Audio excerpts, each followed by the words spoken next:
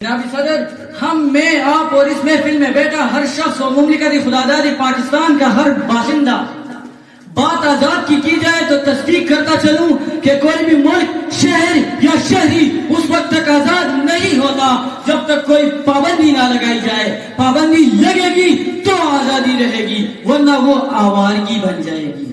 خیر، عنوان کی طرف چلتے ہیں جناب صدر۔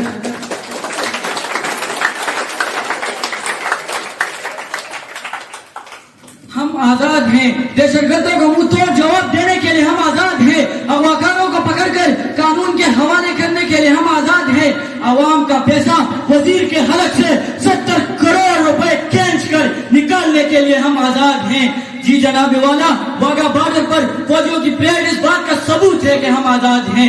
رنگ برنگی جھنڈیاں، ہر گھر میں لہراتا جھنڈا۔ جی جناب والا، جی چیخ چیخ کر کہہ رہا ہے، ہاں ہم آزاد ہیں۔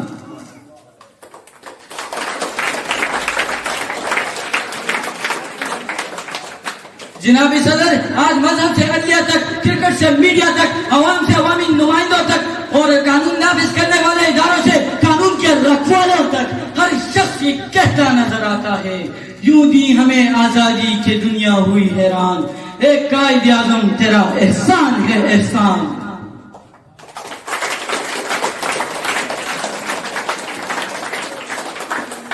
جناب صدر، یہ ہے پاکستان۔ السلام علیکم، یہ ہے آل انڈیا لاہور، اور آپ اگلی خبر کے لیے ہمارا انتظار کیجیے گا۔ یہ ہے ریڈیو پاکستان، اور آپ کو ہماری جانب سے پاکستان کی آزادی بہت مبارک ہو۔ جناب صدر، یہ دو جملے تو کہنا بہت آسان ہے، لیکن اس کی قدر و قیمت ان لوگوں سے پوچھے کہ جنہوں نے آزادی کے لیے اپنے دن اور رات ایک کر دیے ہیں۔ جناب صدر،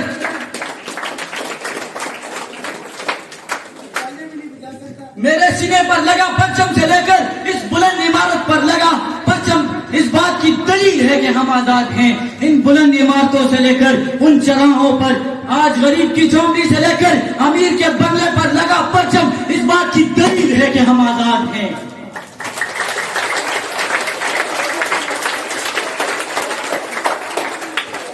جناب صدر، ہم آزاد ہیں اس ملک کو دہشت گردوں سے پاک کرنے کے لیے۔ جناب صدر، ہم آزاد ہیں دشمن کی بندوق کے نوک کے آگے قدم بڑھانے کے لیے۔ جناب صدر، یہ پاکستان آزاد ہے۔